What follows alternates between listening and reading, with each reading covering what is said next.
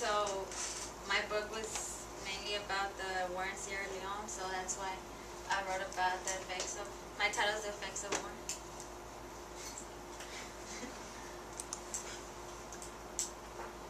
Okay, well, the book that I read was A Long Way Gone, Memoirs of a Soldier Boy.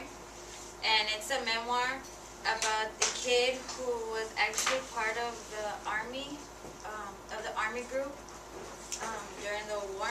And so everything started while he was like 10, and like villagers around him were being terrorized by the rebels. And to him it was like nothing because he hadn't experienced it yet. But once his village got terrorized and he had to split apart from his family to survive and like go through a long journey, that's when it became more serious to him. And I think that's when, as a reader, you get more interested because you start seeing like real life stuff. It's not like a made up character. It's actually like the real story right here. And so he goes along with like groups of guys and young men that he comes along with. To like different villages, but at that time rebels were also his age, so many villages would like capture them. And it was very interesting because the only way that would let them go is because he used to carry rap cassettes, and he would explain that he wasn't a rebel, that he was actually just trying to escape. So in one of those villages he encountered the army, and at one point they were running low in men, so they encouraged all the young men to join so they could survive.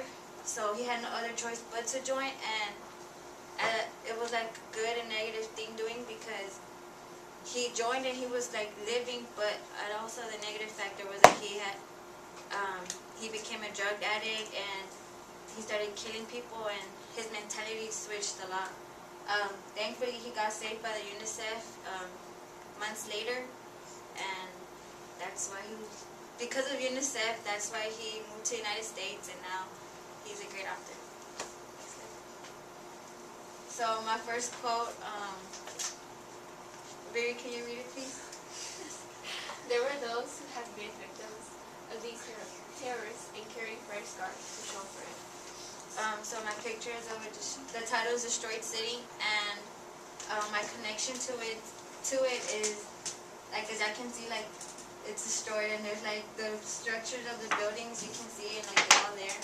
And to me that represents like the scars of the people because they're destroyed. Like it's not more of a physical thing, but like you also can see in the person's face when there's something wrong with them, especially when you've gone through like a hard situation. So to me that demonstrates, it connects back. Also,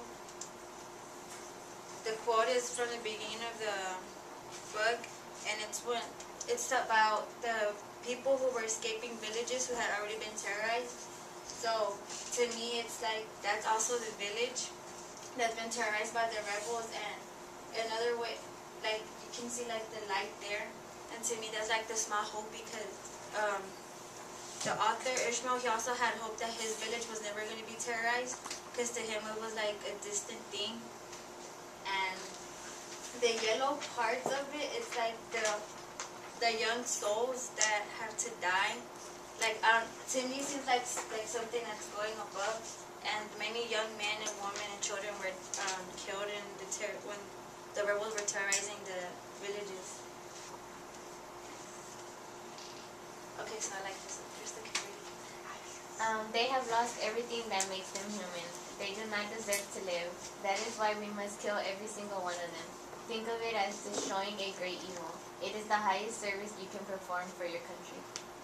So the character who said that in the book was the general of the army, and he was telling, that was like his piece of encouragement to all the young men who weren't part of the army. So that was like that part right there, it hit Ishmael the most, the author, because that was like, he felt like instead of just trying to survive and keep continuing his life, like he was gonna have like payback because they killed his family. So that was like a way of him trying to like do a greater service so other kids wouldn't have to go through the same things that he had to go through. And I connected it back to this picture because So I don't know if y'all know, but Lucifer, but it's like a religious image, and so Lucifer was a really bad image in religion, and he wasn't, according to God, he wasn't able to be human. He wasn't worthy of, because he was like really evil. And to me, that's like the rebels, because the rebels killed many families. They caused like young men to die, to like sacrifice so many things. Like the whole country itself was in big war, and I felt like the journal was also trying to encourage boys to be more like Saint Michael, because like to make themselves look like a hero almost, instead of just like going around killing others. Like the rebels, he made them want to feel like they were heroes and they were doing greater service for the country, when really they were just like doing the same thing. So yeah, also the light. So the colors that the artist chose, I thought was very interesting also, because in the background you also see like a war going on, and exactly what's going on in Sierra Leone. Lucifer's really like black. I mean, y'all can almost can't see him. That's how dark it is. And I said his size is really small compared to Saint Michael, and that's also like the mentality that the journal also wanted to give to the kids, because he wanted them to have hope and that they could defeat the rebels. And Saint Michael is like tall, big, strong, and powerful, and that's also how the general wanted the young men to feel about themselves and to have hope about destroying the rebels. Okay, George, can you go ahead? We have been killing for over 2 years, and killing had become a daily activity. I felt no fear for anyone. So at the end of the, after killing so much, after being part of the army for a couple of months, that was the mentality of the author. He felt no pity at the beginning. He considered himself a good boy. He never expected himself to be killing anyone. That's why he was running away, because he didn't want to be part of the rebels.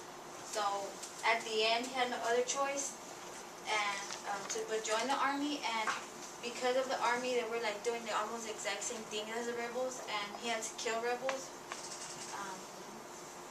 So I pictured it as an animal, because who was like thirsty for blood, because once he was rescued by the UNICEF, he also said that he missed the violence. It was like a thirst he was looking for.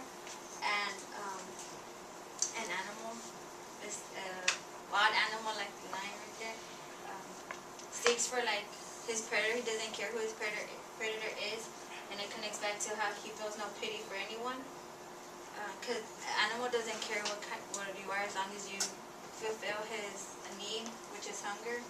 Also the blood, I thought it was very interesting, because everything, like after killing so many people, that like that's blood that he has shed, and he also does it for the blood that has been shed before. So yeah, also his eyes are like looking forward, and I thought it was also interesting, because it shows that he is like looking into the future, like looking for hope, and he thinks that the only way he can get out of his situation is by continuing to kill. So,